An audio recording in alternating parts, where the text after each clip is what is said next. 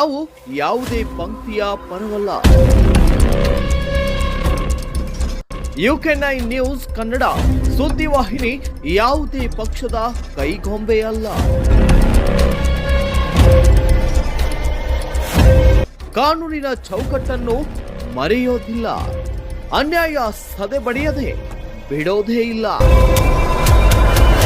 ನೊಂದವರ ಧ್ವನಿಯಾಗಿ ರಾಜಿಯಾಗದ ಗುರಿಯೊಂದಿಗೆ ಭ್ರಷ್ಟರ ವಿರುದ್ಧ ಸಮರದ ಗಟ್ಟಿತನದೊಂದಿಗೆ ಅವರು ತ್ಯಾಗವನ್ನು ಮಾಡಿದ್ದಾರೆ. ಸಮಾಜಕ್ಕೆ ಇಡೀ ಆಸ್ತಿಯನ್ನು ಕೊಟ್ಟು ಇವತ್ತಿನ ದಿವಸ ಸಾವಿರಾರು ಕೋಟಿ ಏಷ್ಯಾ ಖಂಡದಲ್ಲಿಯೇ KND ಸಂಸ್ಥೆ ಪ್ರಥಮ ಸಂಸ್ಥೆ ಯಾವಾಗ ಆಯ್ತದ? ಅವಾಗ ಆ 11 ಮುನಿಗಳು ತ್ಯಾಗ ಮಾಡಿದ ಪ್ರತಿಫಲ ಇವತ್ತೈತಿ. ಅವಾಗ ಇತಿಹಾಸದಾಗ ನಮ್ಮ ಹೆಸರು ಹೋಗ್ಲೇ ಏನಾಗೋದೈತಿ? ಇವರು ಒಂದು ಪಂಚಮಸಾಲಿ ಹೋರಾಟಕ್ಕಾಗಿ ತಮ್ಮ ಅಧಿಕಾರವನ್ನ ಕಳೆದುಕೊಂಡ ಹೆಸರು ಬಂದೈತಿ. ಅದಕ್ಕೆ ಅಪಮಾನ ಯಾಕೆ ಕೆತ್ತರಿಸೋದೇ ಅನ್ಸಮೈತಿ. ಅದಕ್ಕೆ ನಾ ಏನ್ ಮಾಡಿದ್ರು, ಎಲ್ಲಾರು ಸತ್ರ ಸಾಯವಾರ ನಾಡ್ ಸೆಫ್ಟಿ ಇದ್ರೆ ಸಾಕಿದ್ರೆ ನಮ್ಮ MLAಗಳು ಮನಸ್ಸೈತಿ ಸರ್. ನಿಮ್ಮೊಂದು ಬರೋದ ಮಾತಾಡೋದಿಲ್ಲ, ನಾ ಒಬ್ಬ ಮಾತಾಡೋ ಏನಿರ್ತದ ಬರೋದು ಅಜ್ಜಾರ ಒಟ್ಟ ಹೋರಾಟ ಮಾಡ್ತೇವೆ. ಹೊರಗೆ ಬಂದ ಅನ್ನೋದ ಅದು ಆಗಿಲ್ಲ. ಒಬ್ಬ ಟೆಕ್ನಿಕಲ್ ಅನ್ಸೈತಿ.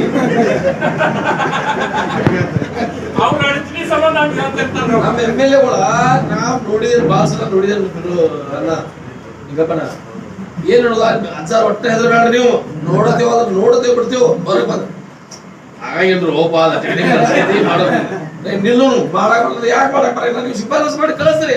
ಸೆಂಟ್ರಲ್ ಗವರ್ಮೆಂಟ್ ನೋಡೋಣ. ನಾವು ಅಲ್ಲಿ ನಮ್ಮನೆ MP ಗಳಿದಾರೆಲ್ಲ ಮಕ್ಕಳವ್ರ ನೋಡೋಣ. ಅದ್ರ ಮುಂದೆ ನೀವ ಇಲ್ಲೇ ಅದ ಪ್ರಾರಂಭಕ ಅಡಚಣೆಗಳು ಮಾಡ್ಲಿಕ್ಕೆ ಹೋಗ್ಬೇಡ್ರಿ.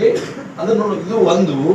ಎರಡನೇದು, ನಾವು ಒಟ್ಟಿಗೆ ಎಲ್ಲಾರು ಕೂಡಿ ಪಕ್ಷಾತೀತವಾಗಿ ನಾವು ಸರ್ಕಾರದ ಮೇಲೆ ಒತ್ತಡ ಹೇರಿದ್ರೆ ಅದು ಆಗ್ತೈತಿ. ಕೆಲವು ಮಂದಿ ನನಗ ನಾಳೆ ಮುಖ್ಯಮಂತ್ರಿ ಯಾಕೆ ಕಳ್ಸೋದಪ್ಪ ಮಂತ್ರಿ ಬೇಕಾಗಿತ್ತು ನಾನು ಜೋರ್ಲೆ ಮಾತಾಡಿದ್ರೆ ಕಾಗೆ ಬಾಳ ಮಂದಿ ಪಂಚಾಯತ್ ಸದಸ್ಯರು ಮಾತಾಡಿದ್ದ ಮಂತ್ರಿ ಹೋಯ್ತು. ನಾನು 5 ಬಾರಿ ಆದ್ರೂ 8 ಚುನಾವಣೆ ಮಾಡಿದ್ದೀನಿ. 5 ಬಾರಿ ಆದ್ರೂ ಅಜ್ಜಾರ್ನ ಇದುವರೆಗೆ ಒಬ್ಬ ಯಾವರೇ ಬಂದು ಹೇಳಿದಂದ್ರೆ ನಾ ಆತ್ಮಹತ್ಯೆ ಮಾಡ್ಕೊತೀನಿ. ಇವತ್ತ ಒಬ್ರು ಹೇಳ್ಬೇಕು, ನಾ ಮಂತ್ರಿ ಸಲುವಾಗಿ ಯಾರು ಬೆಳೆಯೂ ಹೋಗಿಲ್ಲ. ಈ ಜನರ ಸೇವೆ ಮಾಡುವಂತ ಶಕ್ತಿ 25 ವರ್ಷದಿಂದ ಕೊಟ್ಟಿದಾರಲ್ಲ, ಇದಕ್ಕಿಂತ ಭಾಗ್ಯ ಮತ್ತೊಂದು ಏನೈತ್ರಿ? ಮಂತ್ರಿ ಆದ್ರನ್ನ ಸೇವೆ ಮಾಡ್ಬೇಕಂತ ಏನಿಲ್ಲ. ಈಗ ಒಬ್ಬ ರಸ್ತೆ ಬೇಗ ಆಕ್ಸಿಡೆಂಟ್ ಆಗಿ ಬಿದ್ದಿದ್ದಾನ, ಅವನನ್ನು ಗಾಡ್ಯಾಗ ಹಾಕೊಂಡು ಹೋಗ್ಲಕ್ಕ MLA ಇರ್ಬೇಕೇನ? ಒಬ್ಬ ಜನಸಾಮಾನ್ಯನ ಒಂದು ದವಾಖಾನೆಗೆ ಒಯ್ಬೋದಲ್ಲ.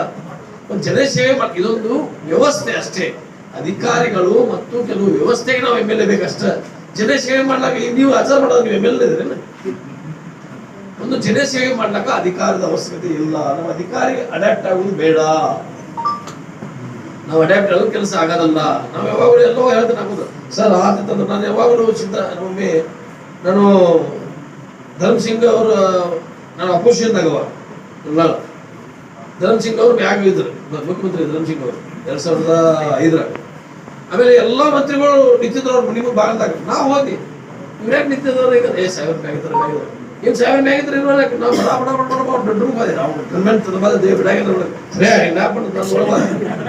ಆಮೇಲೆ ಅವರು ಧರ್ಮ್ ಸಿಂಗ್ ಅವರು ರಾಜು ಇದನ್ನ ಬೆಡ್ರೂಮ್ ಹೋದ್ರೆ ನನಗೆ ಅವಕಾಶ ಕೊಟ್ಟು ನುಗ್ಗಿ ಮ್ಯಾಗ ಕೂತಿದ್ರು ಅವ್ರು. ಸಾಹೇಬ್ ನಂದೇ ನಿಮ್ ಕೂಡ ಒಂದು 4-5 ತಾಸಿಗೆ ಮಲಗಾವದೆ ನಿಮ್ ಕೂಡ ಸಹಿ ಐತೆ ಸಹಿ ಮಾಡಿ ಹೋಗ್ಬಿಡ್ತೇನೆ.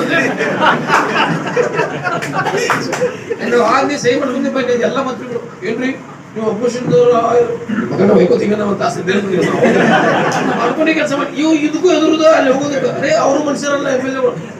ಯಡಿಯೂರಪ್ಪನವ್ರಿಗೆ ನನಗೆ ಅವ್ರಿಗೆ ಜಗಳ ಆಯ್ತು. ನಡೆಯುವ ನೀನ್ ಹಾಕೊಂಡು ಅಂತ ಇದ್ದ ಯಾಕೆ ಅಂತಂದ್ರೆ ಏನ್ ಮುಂದಿನ ಸಲ ತೆಗೆದುಬಿಡ್ತೀನಿ ನೀವು 5 ಏನ್ ಮಾಡೋದ್ರಿ? ನನ್ನ ಹೊಲ ಮನೆ ಕಸುಳು ಆಗೋದ್ರಿ, ನಾ ಸಂಸಾರ ಕಸುಳು ಆಗೋದ್ರಿ. ನನ್ನ ಟಿಕೆಟ್ ಕೊಡ್ತೀನಿ ಮುಂದಿನ ಸಲ ಇರ್ತದೆ. ಮಾತ್ರ 13 ಟಿಕೆಟ್ ನನಗೆ ಕೊಟ್ಟರು. ಸ್ವಸ್ಥ ಪ್ರಜಾಪ್ರಭುತ್ವಕ್ಕಾಗಿ ನಮ್ಮ ಧ್ವನಿ.